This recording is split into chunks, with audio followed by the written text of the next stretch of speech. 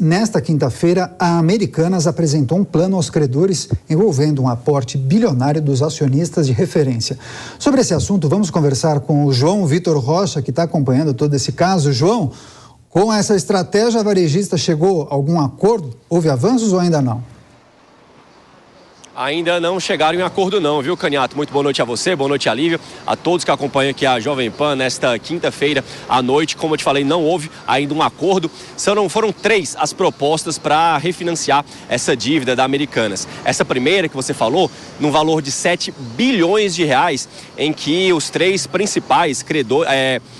pessoas que têm ações na Americanas fariam esse aporte de 7 bilhões de reais. Seria Jorge Paulo Lema, Marcel Teles e Carlos Sicupira. Eles fariam esse aporte diretamente, esses acionistas fariam esse aporte diretamente de 7 bilhões de reais para os credores. As outras 2 propostas que foram feitas pela Americanas nessa reunião de hoje, uma envolve um aporte de 18 bilhões de reais e esse dinheiro ele seria dividido em 2 formatos. Essa dívida seria seria convertida, primeiro, em dívida subordinada. Parte desse valor iria para a última forma de pagamento, depois, caso a empresa ela declare falência, então só seria pago em caso de falência, no último momento, e outra parte dessa dívida seria transformada em ações para os credores. E a terceira proposta da Americanas foi num aporte de 12 bilhões de reais, em que a Americanas propõe readquirir essa dívida e fazer o pagamento em um outro momento para outra instituição bancária, não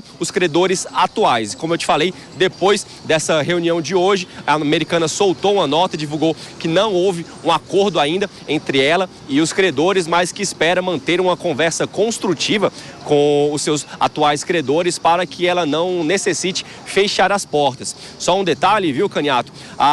Último balanço feito pela Americanas depois do pedido de recuperação judicial, aumentou o valor da dívida atual da empresa, está na casa de 49,7 bilhões de reais, Caniato. Tá certo. Agora, João, ainda falando sobre a Americanas, o que o ministro Alexandre de Moraes do STF decidiu sobre aquele caso envolvendo os e-mails da empresa que foram apreendidos? Pois é, para a gente contextualizar o que se trata esse caso. O Bradesco, que é um dos principais credores da Americanas, havia solicitado à Justiça aqui de São Paulo ter acesso à troca de e-mails e documentos de executivos da Americanas, tanto os atuais quanto executivos passados da última década, para que talvez nessa troca de e-mails fosse possível identificar o responsável ou os responsáveis por esse rombo bilionário na varejista. No dia de hoje, o ministro Alexandre de Moraes, ele concedeu uma liminar para a Americanas e informou que não vai ser preciso que a empresa envie esses documentos para o Bradesco. Segundo o ministro Alexandre de Moraes, a apresentação desses documentos e desses e-mails colocaria em risco o sigilo das conversas entre os advogados e também a empresa. A gente lembra que o Bradesco é um dos principais credores da Americanas e precisa receber ainda, em meio a toda essa dívida, algo em torno de 5 bilhões de reais, Caniato. Pois é, situação delicada. A gente segue em contato com o João Vitor Rocha, que monitora esse caso envolvendo as lojas Americanas. Obrigado, João. Vamos seguir com as análises e comentários dos nossos convidados. Cristiano Vilela, você também acompanha desde o início esse caso. Então, o trio principal de investidores da Americanas apresentou justamente um plano de injeção de 7 bilhões de reais. Os credores recusaram sob a justificativa de que seriam necessários pelo menos 15 bilhões de reais para levantar o negócio. Agora, diante disso, o que deve acontecer? Novas rodadas de negociação para chegar a um valor que atenda à necessidade mínima dos credores? Agora, esse é o caminho ou tem alguma outra solução? Porque também há outras 2 sugestões, né? Pagamento após falência ou transformar a dívida em ações de outras empresas, né? Exatamente, Daniel.